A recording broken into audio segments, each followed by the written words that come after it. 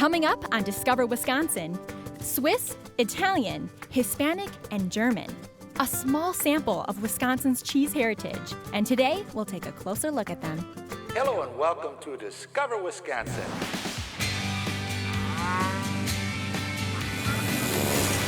Beauty awaits around each bend. The enchantment never ends. For every season there's another reason for you to come discover Wisconsin. This episode of Discover Wisconsin, America's Dairyland, is brought to you by the Dairy Farm Families of Wisconsin, the Wisconsin Milk Marketing Board. America's Dairyland is your land. Hi, everyone, and welcome to Discover Wisconsin. For years, America has been referred to as the Great Melting Pot, and Wisconsin, with our history of cheesemaking, could be referred to as the melting pot of fondue. Our cheesemakers here craft more than 600 types, styles, and varieties of cheese. Join us today as we discover the heritage of our vast cheese legacy. In the 19th century, Wisconsin became a popular location for hundreds of thousands of immigrants. Ethnicity was a key factor in choosing a place to live, as settlers clustered together in communities named for locations in the Old Country. When it comes to legacy and heritage, there's only one place in Wisconsin that takes the title to new extremes. New Glarus is famously called America's Little Switzerland, and for good reason. Over here we can be more Swiss than actually in Switzerland, because we celebrate everything much more deeply here than we do in Switzerland, because in Switzerland we just take it for granted as well. I think the Swiss were very homesick, as most of the ones who immigrated, so it was a tightly knit group, and it shows today if you go to Greene County, if you go to New Glarus or Monroe. It celebrates its Swiss heritage to a very large degree. This ethnic cohesiveness preserved language and folk customs such as dress, music, and foods well into the 20th century. The New Glarus Hotel serves it up Swiss style. So this is Rösti. Did I say that right? How'd I do? Okay. Pretty good, huh? Yeah. What exactly is in Rösti?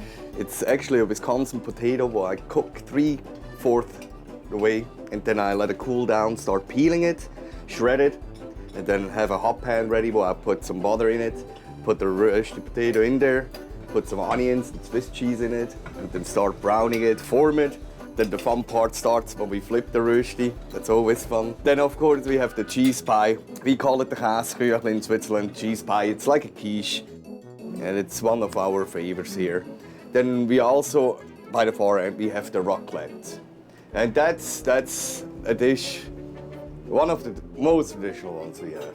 It's a cooked potato, but we put some raclette cheese on it. And then we just melt it in the oven, and then you serve like some silver onions, some pickles, tomatoes with it. That looks like a dish for the ambitious. Yes. You have a long way to go, Ernie. Yes. It's huge. It's no secret that cheese is a huge part of Swiss culture. In fact, most Swiss settlers became farmers and were on the forefront of Wisconsin's dairy movement. By 1900, Greene County had 200 cheese factories and became known for its Swiss cheeses. A well-known maker of Swiss-style cheeses is Emmy Roth in Monroe, where the New Glarus Hotel gets most of its cheese. The beauty of cheesemaking is you have 4 ingredients. You have milk, you have cultures, you have enzyme, also the rennet, and you have salt. All cheeses have these 4 ingredients, also taking aside if you spice them or not, to then come up with the thousands of different cheese in the world. That is then all the little nuances that we change, whether they're pressed or not pressed, how much cream we leave in the cheese, how much cream we take out, how high we heat. There's a lot of different little variables that make it out. That's why it's such a craft. Speaking of crafting great cheese, Emmy Roth is known for its award-winning Grand Cru, which is a smear-ripened alpine cheese with a nutty flavor. When touring the plant, it's easy to see that no matter what kind of cheese they make, they take great pride in crafting it. When I make a piece of cheese and I can give you a sample and it puts a smile on your face, that is, I mean, how often do you do a job that you can eat at the end of the day? It's a very satisfying craft. Making cheese is a labor of love for these cheesemakers, and they really do make a tasty piece of cheese. So you want to smell this? It's passing my test. We look for texture, we look at how it bends and when it breaks. That was perfect. Huh? That's some really good cheese. Can you top that? They know what they're doing here. Huh? If you'd like to know more about Emmy Roth or the New Glarus Hotel, log on to discoverwisconsin.com and search for America's Dairyland. Stay tuned because You don't want to miss what's coming up next. Trust me. Good thing you're back, because we're learning all about Wisconsin's cheese heritage. During the early 20th century, Wisconsin saw an influx of Italian immigrants. Luckily for Wisconsinites, they also brought their cheesemaking expertise. One Italian who's capitalizing on that tradition is Enrico Oricchio, founder of BellJo Cheese. 1979, the political situation in Italy was bad, and we thought that coming here we'd start a new company, new life. So I came with my wife and 3 children, and we brought the cheesemakers from Italy. We rented a little plant, and we started making cheese in Wisconsin. At BellJo, they make several different kinds of cheeses, ranging from fresh mozzarella, American grana, and gorgonzola. You cannot come here pretending that you maintain all the tradition. You have to maintain some of the good ones, but you still have to look at the market, what the consumer wants. So it's a combination of accepting some of the new things of the new world and maintaining the basics, quality, concepts of that came from the old world. Sticking to the old techniques and employing some modern technology means great Italian-style cheese for consumers.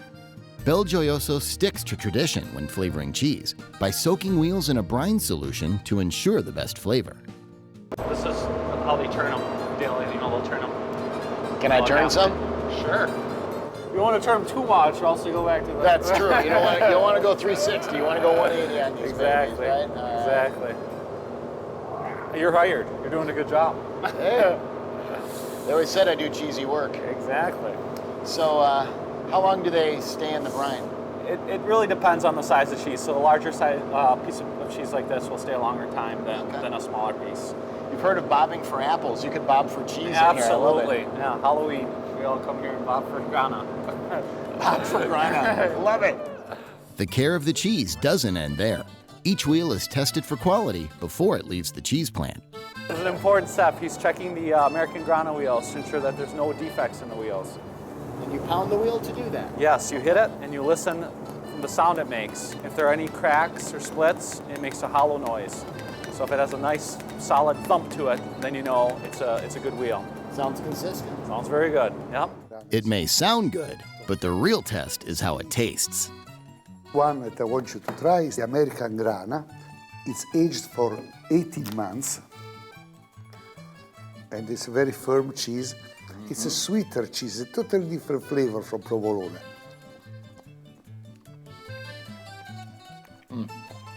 It's The very flavor firm. is deep. Got a great nutty flavor. Burrata is a new cheese. It's looks like a mozzarella outside, but inside it's filled with cream. See?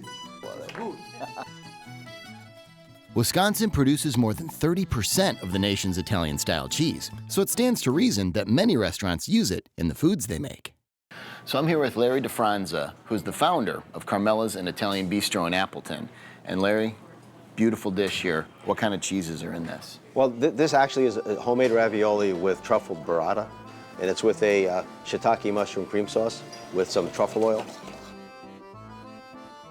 We've got some shredded Parmesan on top. We use a lot of BellJo cheeses in our restaurant. I mean, they come from an Italian tradition. We come from an Italian tradition. So for this dish, why did you pick those 2 cheeses? Well, they just complement each other. The sharpness of the Parmesan on top, you get the bite. And then when you get inside to the burrata, it's a completely different flavor that most people aren't used to. I'm kind of looking forward to this hitting my taste buds. Go for it. Let's dive in. It's decking it before I even bite into it. Before you get into it. Oh, wow. That's tremendous. Thank you. Most Italians will agree, a sprinkling of cheese on any dish is its crowning glory. Tutto è meglio con formaggio. Log on to discoverwisconsin.com and choose Destination America's Dairyland for recipes that feature different Italian-style cheeses. Coming up, This is so fast. you'll definitely want to stay tuned to see how that turns out. Stay with us. Welcome back to America's Dairyland, where we're exploring Wisconsin's cheese heritage. The Hispanic population is the fastest growing population in the United States. Although Hispanics have been in Wisconsin since territorial days, they were not here in large numbers until the 1950s. They came from a number of Latin American nations and brought with them their culinary traditions. W&W Dairy in Monroe crafts Hispanic-style cheeses. The idea grew out of a friendship with a friend from Mexico who wanted to start making the cheeses of his home country. Kevin and I would make the Hispanic cheese, and McGill, this person from Mexico, would take it to Chicago in this van and sell it 2 or 3 times a week, and it just kept growing. W&W Dairy even came up with a creative way to market their specialty cheeses. The packaging on this one I find very interesting. It's an idea one of my customers and I came up with, is to try to duplicate what it looks like originally in Mexico, where they would just take a piece of cheese and wrap it with butcher paper and then put a bag around it with a twisty tie. I like that it's called La Vaca Feliz. I don't remember a lot from my Spanish classes, but I can translate that means happy cow. I think that was aptly named. Although the names are creative like the packaging, what's even more interesting is how they make the cheese. Cheese is extruded out through that forming tube. Wow, that's awesome. I've never seen that before. After a quick tour, Dave decides to put me to work. This is so hard. Ain't as easy as it looks. I'm very good at this. It's not easy. Alas, my dreams of being a cheesemaker are dashed. Oh well, perhaps I'll be better at making something with the cheese. Let's get cooking. La Merenda in Milwaukee is known for their small plate menu featuring culinary delights from across the globe.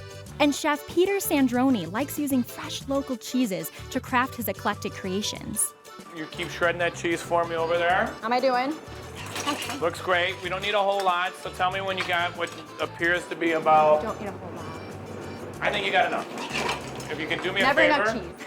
We've got our mushrooms nice and hot, ready to melt it and incorporate it right in. That looks delicious.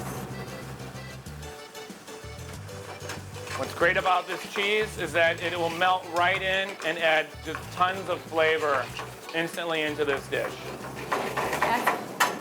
It's interesting because I was just at a cheese plant in Monroe where I learned that most Hispanic cultures use cheese only while cooking, where here we kind of eat it 24/7. Do you find that to be true? That's absolutely true. All the guys that work in our kitchen, they love cooking with it, but they don't find themselves eating it that much as a standalone dish. Oh, what's wrong with them? They didn't grow up in Wisconsin. That's true. So where's this cheese from? This cheese is from Clock Shadow Creamery, which is just a few blocks away. That is some fresh cheese we are looking at then. This is the Menonita, huh? That is the Menonita. The dish comes together that quickly. Wow. You just plate it up. People have come to trust what we do at La Merenda. Whatever we're going to do with the cheese is exactly, they're going to try it. They're going to take for, we know what we're doing with it, and they're going to enjoy how we serve it to them. Delicioso. For some amazing ways to cook with Hispanic cheese, head to discoverwisconsin.com and choose Destination America's Dairyland. Stay tuned because you won't want to miss what's next. It's quite intense. And we're gonna force you to try it again. Force me. We're back in America's Dairyland, discovering many aspects of Wisconsin's cheese heritage. German immigration to Wisconsin occurred in 3 waves, and by 1900, almost a third of all Wisconsin citizens had been born in Germany. Milwaukee can boast the largest population of German heritage in the state, so it stands to reason that the only creamery in Milwaukee would cater to those people. The reason we make pork at Clock Shadow Creamery is to connect to the German culture and the German heritage that's in and around Milwaukee. Quark is a German cheese, traditionally very popular and still is a common cheese used there. If you're not familiar with quark, it's similar to a popular cheese most Americans use frequently. If we look back at how it's used in Germany and Central Europe, it's kind of the go-to cheese, like we use cream cheese or ricotta or sour cream. So if you think how we use those to make dips and spreads and cook and bake and so forth, quark is that traditional cheese that used to, over in Europe. For another popular German-influenced cheese, we head back to Monroe to visit Chalet Cheese. Most of us know Limburger by its distinctive aroma, yet few people are aware that it has a worldwide popularity. Limburger is thought of as a German cheese, but it actually originated in Belgium, Limburg, Belgium, which they don't make Limburger there anymore. But Germany and Switzerland are two biggest producers of Limburger, Germany especially. A lot of German Limburger is imported. East Coast is real heavy with German Limburger, so it has a long tradition. And Chalet Cheese has a long tradition of making it here in Wisconsin. So you're the only factory that still makes Limburger cheese in the country, right? Yes, we are the only factory left in the U.S. making Limburger. We make about 600,000 pounds of Limburger a year. At one time, this county, back in the 1920s and 30s, used to make 4 million pounds. And New York was a big Limburger producing state, and they would produce 4 or 5 million pounds of Limburger. So at one time, Limburger was a popular cheese. It was a staple cheese, poor man's cheese. Hence the sandwiches. A lot of them sold at taverns. In fact, there's one local tavern that keeps offering the sandwich to those who are willing to bypass the fragrant aroma and sink their teeth into an iconic and distinct delicacy. All right. So the first bite's always the best bite.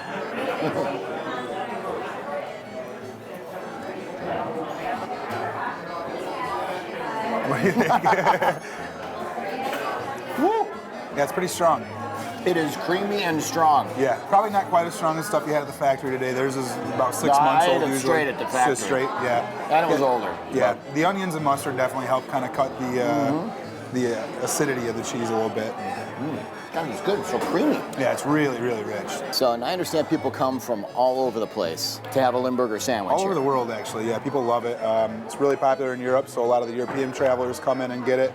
But around here, we're definitely kind of the kings of Limburger, and it's only made right here in Monroe, so people come here from all over to get it.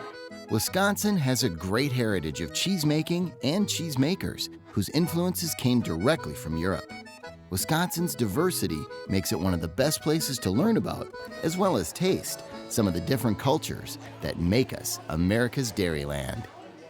Well, I hope you enjoyed learning about Wisconsin's cheese heritage and the fundamental role it plays in our status as America's Dairyland. I know I did. I'm Eric Paulson. Be sure to join us next week as we continue to discover Wisconsin. This episode of Discover Wisconsin, America's Dairyland, is brought to you by the Dairy Farm Families of Wisconsin, the Wisconsin Milk Marketing Board. America's Dairyland is your land.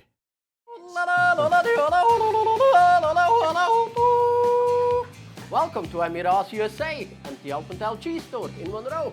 Looks like I'm at the right place. This is so hard!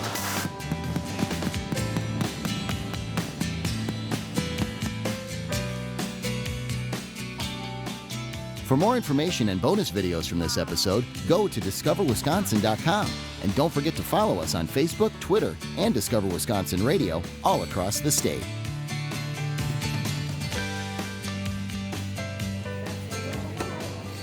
You can tell the age just with your nose.